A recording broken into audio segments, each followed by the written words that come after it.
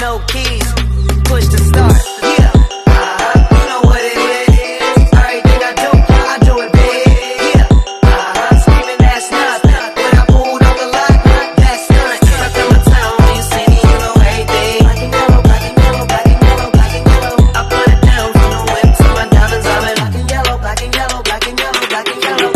Yeah, you know what it is. Halo teman-teman semuanya, kenalin aku Jessica Putri Pratama Himawan dan teman aku Ahmad Ibrahim. Jadi di sini kita dari kelompok 3 kelas D. Di sini aku sama teman aku bakal ngejelasin tentang spesifikasi laptop yang ada di depan kita. Jadi laptop yang ada di depan kita itu ada laptop merek Advan dengan edisi Windows 11 Home versi 23H2. Operasi sistem di laptop ini berbasis Windows 11. Terus keduanya yaitu CPU di laptop ini yaitu Intel Core i3 120p.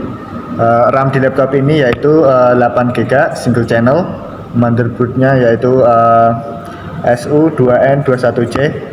Grafik di laptop ini yaitu Intel UHD grafik. Terus storage dari laptop ini yaitu 256GB SSD.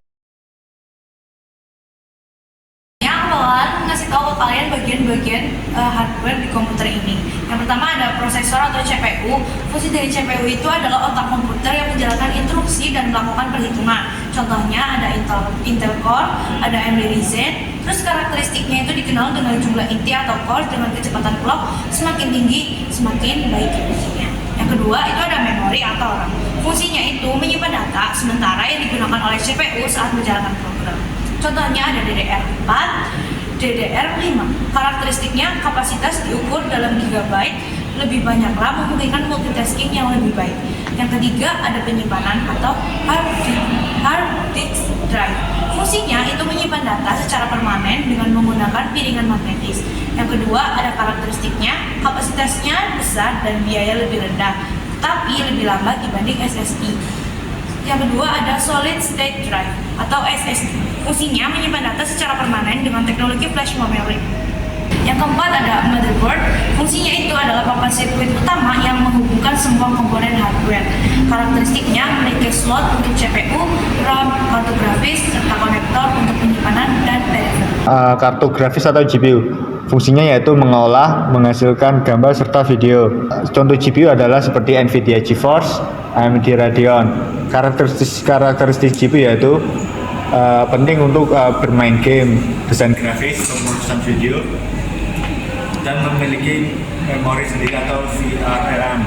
Keenam sumber daya atau PSU. Fungsinya yaitu menyediakan daya listrik ke semua komponen listrik.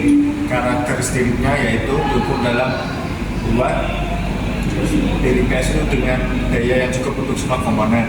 Ketujuh, peripheral. Fungsinya yaitu perangkat tambahan untuk interaksi dengan komputer. Contoh peripheral yaitu keyboard, mouse, monitor, printer. Kedelapan, kartu jaringan atau NIC. Fungsinya yaitu menghubungkan komputer ke jaringan lokal atau internet. Karakteristiknya yaitu bisa berupa koneksi kabel internet atau dari kabel atau wifi. Jadi di setiap bagian hardware bekerja sama untuk memastikan komputer dapat menjalankan aplikasi dengan proses yang efisien, memiliki komponen yang tepat sesuai kebutuhan yang sangat penting untuk kinerja optimal. Itu tadi penjelasan dari kita tentang bagian-bagian dalam komputer dan bagian-bagian komponen software dan hardware di komputer. Terima kasih. Wassalamualaikum warahmatullahi wabarakatuh.